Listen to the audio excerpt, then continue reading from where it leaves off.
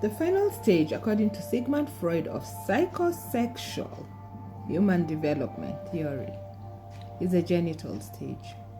And according to him, this happens between the ages of 12 to 18. What stood out for me when I ran into this information the very first time is that, oh really?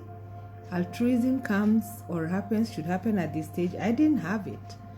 And being altruistic is just that someone can go for several months or days without contact and still feel safe.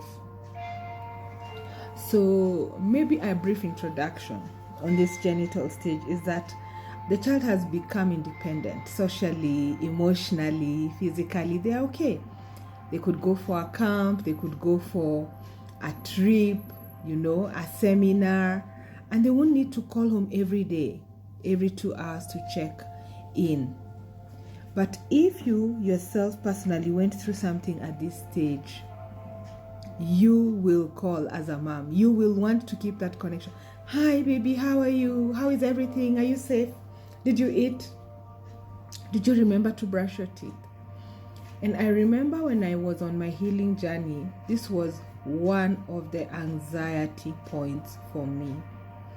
Allowing my children to visit family and not call them after an hour. And steadily it has grown, and it's such a beautiful trust feeling with the universe that my child is a human by themselves. And I am just a custodian of them while they're on earth. And I trust that they're okay. I trust that they'll be fine. And I don't have to keep checking in. And guess what that has done for them? It has given them confidence to learn to do the right thing. To know that I trust them and I don't have to keep calling to check in.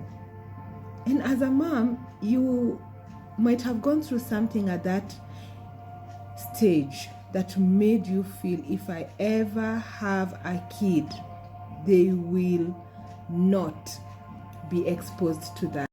And as we mentioned in the other videos, this is also a gate point for you, for your child.